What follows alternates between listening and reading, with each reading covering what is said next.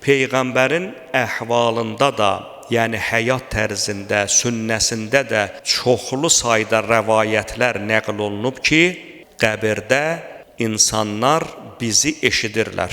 İndi müasir dövrdə yəqin ki, qarşınıza çox çıxır. Ölü öldüsə daha heç nə eşitmir. Ölülərin eşitmə problemin bu günləri elə bir səviyyədə təbliğatını aparırlar ki, sanki nə Qur'andan, nə də sünnədən xəbərləri var. Ölü bizim hamımızı eşidir də, bizim hamımızı görür də. Elə əlimizdə olan dəlil. Səhih-i Buxaridə keçir bu hədis. Maraqlananlar Biharul Ənvar əsərinə də müraciət edə bilərlər. Elə ki, Bədir döyüşü baş verdi.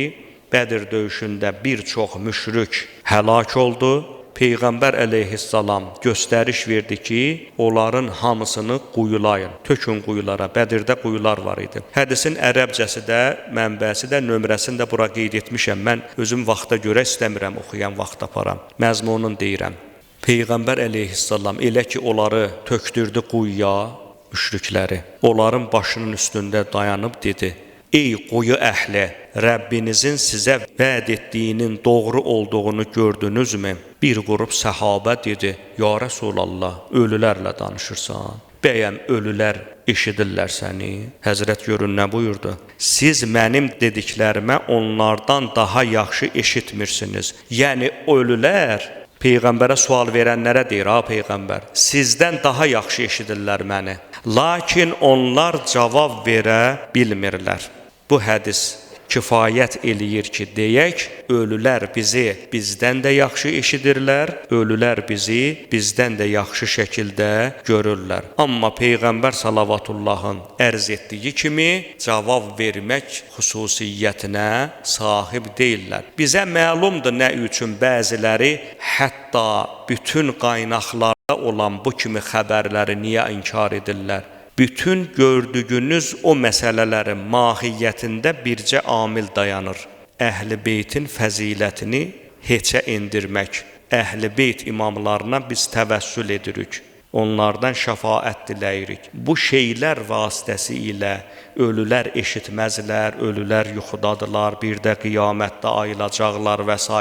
və ilaxırın arxa pərdəsində dayanan məsələ bizim etiqadımızı güya puça çıxarmalarıdır. Amma ayə və hədislər o qədər açıq-aşkardır ki, maraqlananlar gərək biraz, necə deyərlər, imanlı şəkildə düşünüb bu məsələlərə xüsusi olaraq diqqət göstərsinlər. Hətta başqa bir hədisdə Peyğəmbər bir ad çəkir.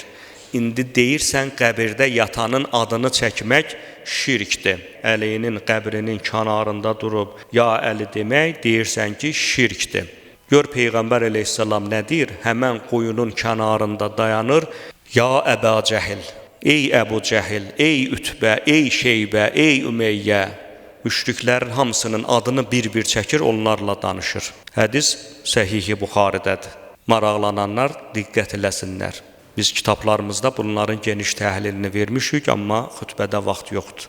Deməli, sən bu hədisi görə Peyğəmbər bir müşrikə və ya müşriklərə ey filan kəs deyə müraciət eləyir, onlarla danışır, amma sənin ya Əli deməyin olur şirk. Deməli, məqsəd bir daha əyan oldu ki, bu kimi səhih hədisləri inkar etməyin arxa planında nələr dayanır? Əli övladı Əlinin fəzilətini puça çıxarmaq. Amma ayə nə buyurur? Kafirlər istəməsələr belə Allah öz nurunu tamamlayacaqdır. Allah məsələnin möhrünü, necə deyərlər, vurubdur.